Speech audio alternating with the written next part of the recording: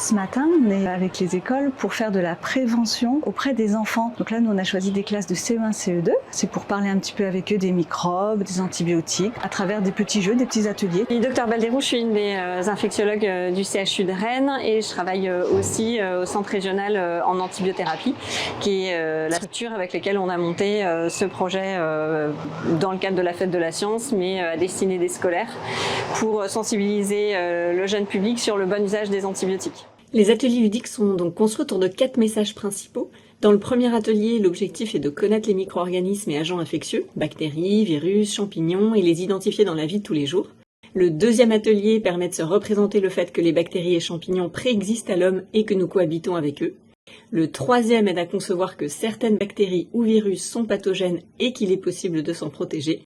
Et enfin, le quatrième et dernier atelier a pour objectif de comprendre que les antibiotiques ne sont pas actifs contre les champignons et les virus. Alors les ateliers là sont animés par des étudiants en pharmacie, en 5e année de pharmacie, parce qu'au sein de leur cursus, ils doivent faire un service sanitaire. Et donc des étudiants viennent nous aider et animent d'ailleurs très bien les ateliers. On va mettre les antibiotiques et si ça change de couleur, ça veut dire que les antibiotiques marchent. Voilà. Du coup, qu'est-ce que ça veut dire les enfants? Que le virus marche, Exactement. Si par exemple vous avez un virus, un rhume ou une gastro, et ben ça marchera pas. Les enfants sont très réceptifs, sont très contents, ils aiment parce qu'ils peuvent toucher, ils peuvent poser des questions, ils peuvent bouger. Donc c'est très animé, c'est très ludique, donc les enfants apprécient beaucoup. Moi, celui où il fallait mettre le bras pour pas contaminer les autres. Là, on devait mettre les microbes et on pensait qu'ils étaient nés.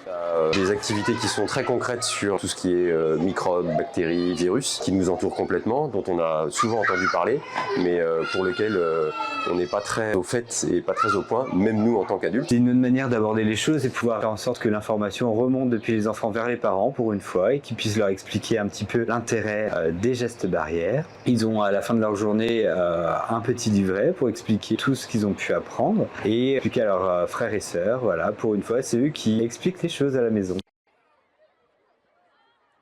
Il faut mettre son coude quand on atchoum et après on se lave les mains. Il y a des microbes gentils, il y a des microbes méchants. Et après que les virus, ça pouvait se propager et ça pouvait donner des graves maladies. Qu'ils peuvent aller sur tout le monde et que si on éternue pas en mettant le bras, on peut en donner aux autres. Le projet en tout cas vous intéresse et que vous souhaitez le développer dans les écoles de votre département, vous pouvez nous contacter avec plaisir et on vous transmettra les informations pour vous appuyer et vous aider à développer ce projet chez vous.